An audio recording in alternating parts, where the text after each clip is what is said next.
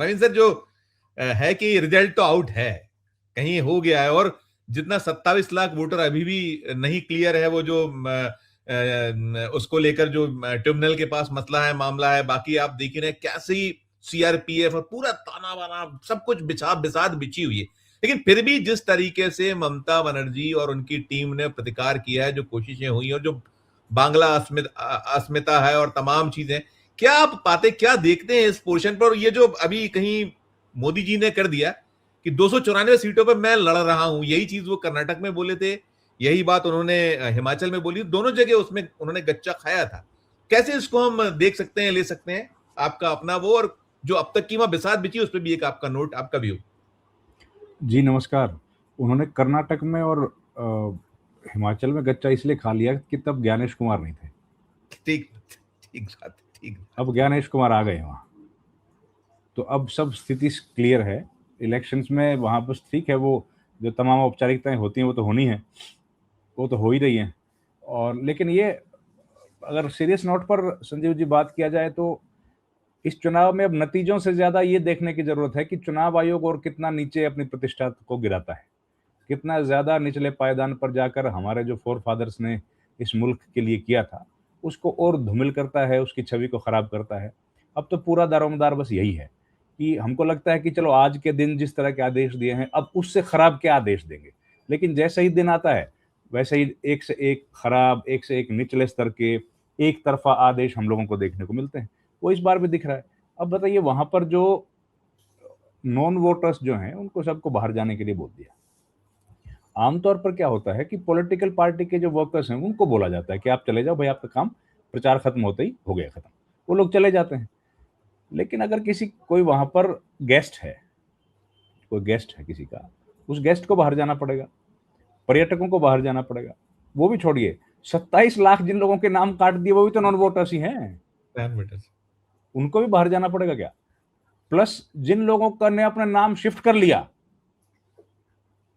कोई कलकत्ता में किसी बंगाल में कहीं था, उसने अपना नाम को दिल्ली बिल्ली में कहीं को शिफ्ट कर लिया, अगर वो वहां पर है तो उसको भी जाना पड़ेगा। मतलब जिस तरह के आदेश दिए जा रहे हैं और प्रतिकार उसका किसी इंस्टीट्यूशन की तरफ से नहीं हो रहा है, तो ये बहुत शर्मिंदगी भरी बात है। बहुत ही खराब सिचुएशन इस वक्त हम लोग देख रहे हैं।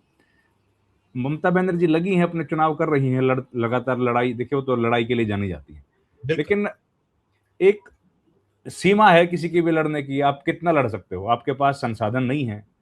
ममता बनर्जी इस मुल्क की, संजीव भाई आपको तो पता है कि इस मुल्क की सबसे गरीब मुख्यमंत्री है। उनकी कुल संपत्ति अभी हाल में उन्होंने जो जिक्र किया 15 लाख रुपए है उनके पास जो संपत्ति, और एक तरफ बीजेपी की प्रॉपर्टी है, बीजेपी की संपत्ति है जिसका कोई अंदाजा नहीं है।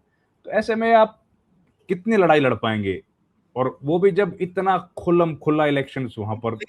लेकिन इसमें कहीं, इसमें रविंद्र जी, जिस तरीके से बीजेपी तुली पड़ी है, पिली पड़ी है, और कट मनी और ये दूसरा पक्ष है, तो वहां जो जनता, जो अभी अनिल जी ने कहा कि अब असली परीक्षा है शायद जनता की, उसको कितने तरीके से इसका वो कर पाती है। यदि वो मान रही है कि ठीक है एंटी इनकम्बेंसी 15 साल की होती है, मगर जो साम नाम दंड भेद जिस तरीके का पूरा सीन है, उसमें शायद अब ज्यादा जिम्मेदारी, हम बार बार कहते हैं, जनता की है प्रमुख। बिल्कुल जनता की जिम्मेदारी है। और सर ये जो देखिए हम लोग ये देखते हैं ना, ताम हम लोग बीजेपी का जो देखते हैं, ये बेसिकली एक फसाड है, ये छलावा है। ये हमको दिखाया जाता है कि देखिए बीजेपी कितनी मेहनत कर रही है, बीजेपी के तो हर कार्यकर्ता, मंत्री शंत्री, सांसद सब लोग वहां पर लगे हुए हैं, तो बीजेपी को तो जीतना ही था। ये एक माहौल बनाया जाता है जो इनका पूरा प्रोपेगेंडा का एक मशीनरी है, उसका हिस्सा है, और उनकी तस्वीरें वायरल होती हैं। अब आप बताइए, अनुराग ठाकुर के वहां जाने से कितना वोट में बदलाव आ जाएगा? अनुराग ठाकुर जो है वो इतने बड़े नेता हैं कि महुआ मोइत्रा से ज्यादा असर डाल पाएंगे वहां पर, या शाइना घोष जो है उनसे ज्यादा असर उनका होगा। लेकिन क्योंकि वो लोग चेहरे हैं, वो चेहरे पहचाने जाते हैं दिल्ली में, तो इसलिए दिल्ली के मीडिया को अपनी तरफ खींचने के लिए, वहां पर थोड़ा सा ज्यादा टीआरपी अपने लेने के लिए ये सब नाटक किया जाता है। और ये झालमुड़ी से लेकर ये सब क्या है? आप मुख्य प्रधानमंत्री के भाषणों में कुछ निकला तत्व कि किस मुद्दे पर आप वोट मांग रहे हो? भाई कुछ तो बताओ। अभी आपने अमित शाह की बाइट सुनाई, इसमें क्या निकला? आज के दिन अमित शाह जो बात कह रहे हैं कि प्रधानमंत्री मोदी ने आतंकवाद खत्म कर दिया, आज ही के दिन हुआ था पहलगाम। एक बरस हो गया, एक दिन, एक साल हुआ है, और उस एक साल में पहलगाम के बाद लाल किला भी हो गया। किस मुंह से बोल देते हैं वे? अब जब इतने आपके अंदर बेशर्मी है, या इतने जब आपको कोई फर्क ही नहीं पड़ता फैक्ट्स के बारे में, तो फिर उस पर बहस करने का क्या मतलब? देखिए संजीव भाई, हम तो खैर किसी के नाम लेते नहीं है, हम तो एक साफ बात, मेरे को तो बराक ओबामा की एक बड़ी अच्छी स्टेटमेंट याद आती है। द प्रॉमिस लैंड किताब उन्होंने लिखी है, उन्होंने किसी से जोड़ के बता नहीं रहे, हम तो एक सामान्य बात बता रहे हैं। उन्होंने ठीक बड़ी खास बात लिखी है कि भाई मैं जब छोटा था, 6-7 साल का, तो देखता था, हमको लगता था हम बड़े समझदार हैं और ये दूसरे बच्चे हैं ना, ये थोड़े से दे आर फूल्स। ठीक। बोला फिर मैं और मिशेल हम लोग गए पढ़ने के लिए हार्वर्ड में, तब भी मैंने देखा कि यार मैं और Michelle we are very intelligent and some of them are fools. Harvard में इतनी टॉप यूनिवर्सिटी, चलिए आगे बढ़ गए, हम लोग चले गए सेनेट में, मैं सांसद हो गया, मैं सेनेट पहुंच गया, वहां भी मैंने देखा कि कुछ लोग बड़े इंटेलिजेंट हैं, लेकिन कुछ लोग वहां भी ऐसे पहुंच गए हैं, वो भी चलिए अब बढ़ गए आगे। हम लोग G7 में राष्ट्रपति बन गया, मैं यूएन हो गया, वहां पर हर अलग अलग मुल्कों के प्रधानमंत्री राष्ट्रपति आए थे। वहां भी है। मैंने देखा वहां भी देखा मैंने देखा कि कुछ लोग वहां भी ऐसे पहुंचे हुए हैं।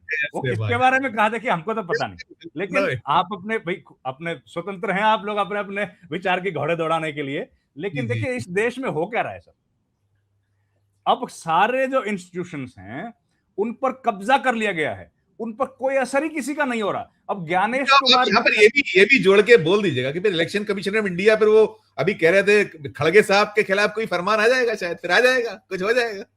बिल्कुल आ जाएगा सर। देखिए अब दो लोग हैं भाई राष्ट्रीय पार्टी में, बड़े नेता कौन, राहुल गांधी और आपके खड़गे, तो खड़गे के खिलाफ अगर उन्होंने कुछ बोल दिया तो कुछ ना कुछ तो आना ही पड़ेगा। क्यों आना पड़ेगा? क्योंकि भाई मोदी के खिलाफ तो दे नहीं पाओगे ना भाई। मोदी, प्रधानमंत्री मोदी ने जिस तरीके से सम्मानजनक तरीके से एमसीसी का सम्मान किया, तो उसके बाद आप उनका क्या दोगे? उनको तो बनता नहीं है। अब मैं तो देखता हूं ये कि जब से ज्ञानेश तो कुमार आए, मोदी भाषा की कहीं वो उल्लंघन करते हैं तो फिर नोटिस फिर वो बीजेपी के अध्यक्ष को जाता है, पार्टी को हाँ, जाता है, मोदी को हाँ नहीं तो वहां जाता। अब तो वो भी नहीं जाता, वो भी राजीव कुमार के टाइम ही गया था बस, अब वो खत्म हो गई कहानी। जी सर मैं तो ये देखता हूं कि जब से ज्ञानेश कुमार आए हैं ना, तब से एक चीज ऐसी सुपर स्ट्रोंग हो गई है, कुछ भी कर लो टूटती नहीं है सर, वो है model code of conduct. Modi कुछ भी कर ले, अमित शाह कुछ कर ले, बीजेपी का कोई नेता कुछ कर ले, सर टूट ही नहीं रहा है, कहीं टूटता ही नहीं है। ओपोजिशन के लोग जो है वो कुछ करते हैं तो उस पर थोड़ा बहुत असर पड़ता है। तो इतना strong model code of conduct बना दिया ज्ञानेश कुमार ने कि अब इस देश में बस अब औपचारिकता बची है, वो अपन सब देख रहे हैं। सर। औपचारिकता होगी वोट की, 27 लाख वोटर्स के बारे में चर्चा हो रही है कि भैया उनके वोट कट गए। अब उन वोटर्स के बारे में उनके भविष्य क्या है, उनका वर्तमान क्या है, कोई अंदाजा ही नहीं है। इलेक्शन कमीशन पिछले 75 बरस से बेचारा बोले जा रहा है कि भाई एक भी वोटर ना छूटे, एक भी गलत आदमी का नाम ना जुड़े, एक भी सही आदमी का नाम ना छूटे, कोई इस बात का कोई जिक्र ही नहीं है। ये तो नहीं अगर इस पॉलिसी को फॉलो नहीं किया गया तो पूरा जो सिस्टम है या पूरा जो वोट है वो नल एंड अवॉइड हो जाता है।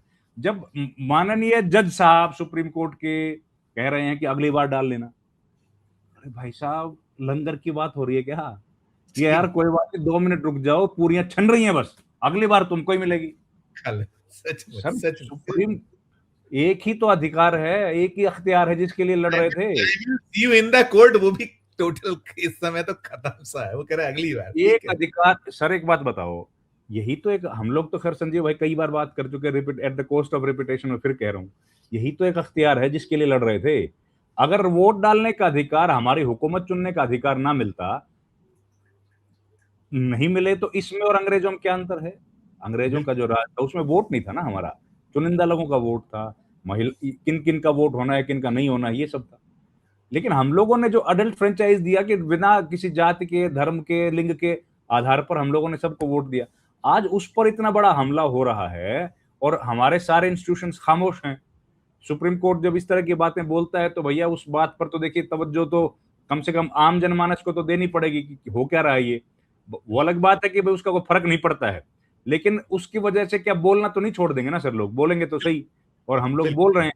और अब ममता बनर्जी तो लड़ रही हैं, खैर ममता बनर्जी तो लड़ाई लड़ रही हैं, अब वो लड़ाई में कितनी कामयाब होंगी इसका फैसला तो जनता ही कर पाएगी। क्योंकि देखिए अभी हमारी जो सूचना है, आखिरी लाइन बोल दूं, हमारी जो सूचना है वो ये है कि भाई 7-8% वोट का कुछ फासला तो है ना है ममता बनर्जी का, और 2-1% वोट का खेल इन्होंने कर दिया बीजेपी ने या चुनाव आयोग ने मिलके। तो लेकिन तो भी 5-6% का फासला भी है, ममता बनर्जी की सिचुएशन अभी भी स्ट्रांग है।